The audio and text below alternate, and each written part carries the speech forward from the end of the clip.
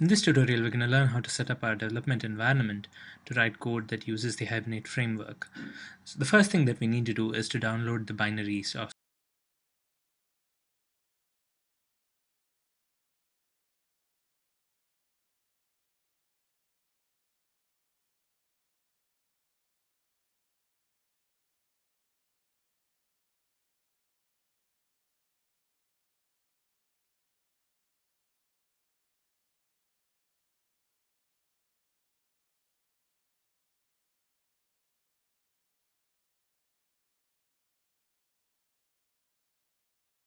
downloading the zip file.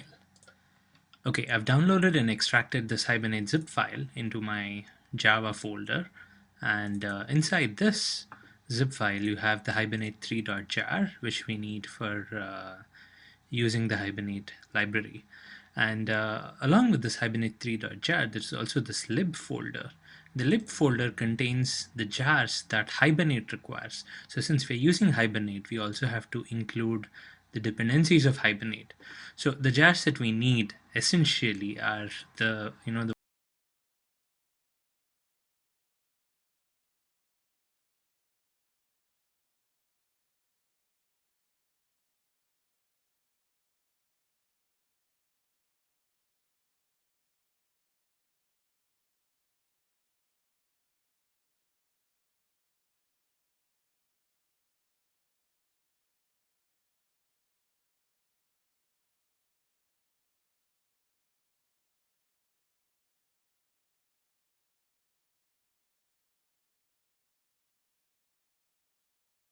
project.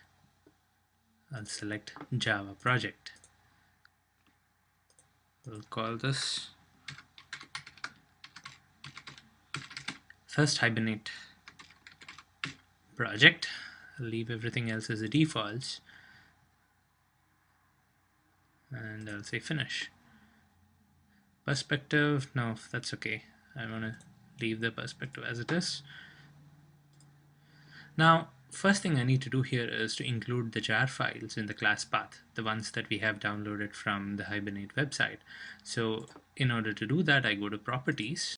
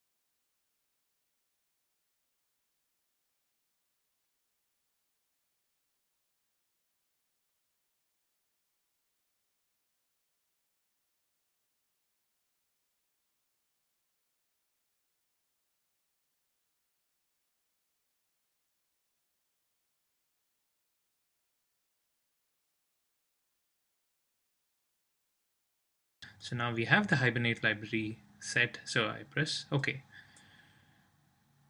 I choose this library to add to the class path. Now I have Hibernate here with all the required jars.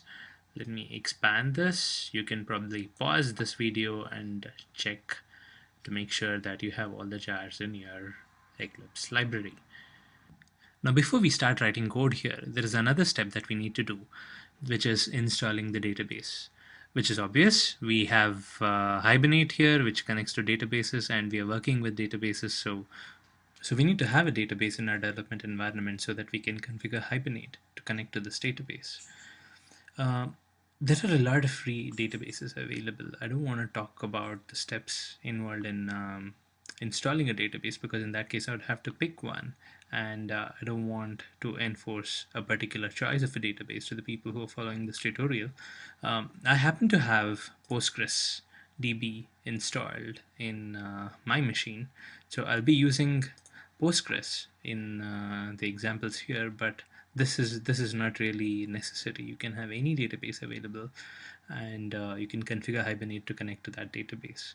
But when it comes to these examples in this tutorial, I'll be using Postgres database. If you want to follow along and install Postgres database, you can go to the Postgres website. You can just do a Google search for Postgres, and you'll be directed to the download section where you can download and install for free. My Postgres installer also came with this GUI tool that I can use to connect to the database. I have set the password as password here, but yeah, it's a database that's set up by default. I can create databases, I can run queries and all those things using this GUI tool. This will also be handy. But then again, this is just a choice that I've made because I have used Postgres before. You're free to install any database of your liking, and you can follow along these tutorials equally fine.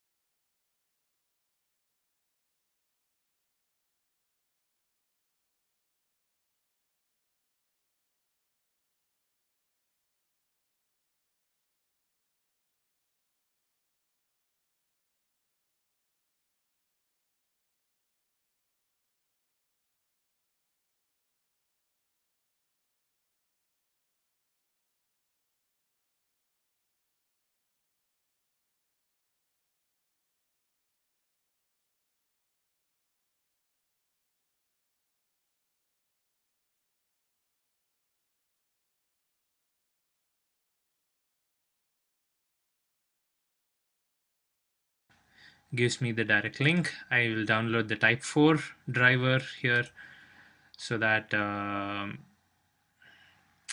just have to add the jar file and we are done. So I have actually downloaded the driver here already. All I need to do is add the jar to the build path again. So I go to the libraries here and I say add external jar, and in my Java folder I've downloaded this JDBC.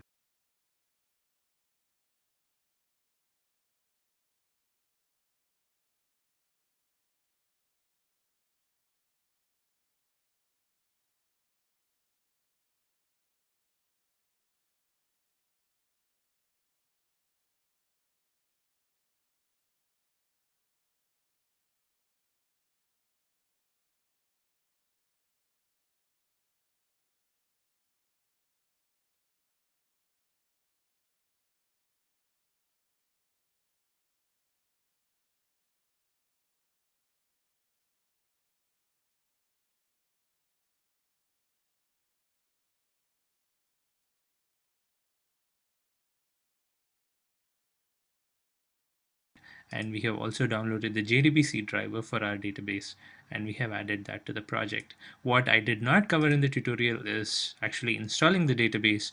You can pick a database of your choice and install it, and supply the corresponding driver to Hibernate by just adding that JDBC jar into your Eclipse project's build path.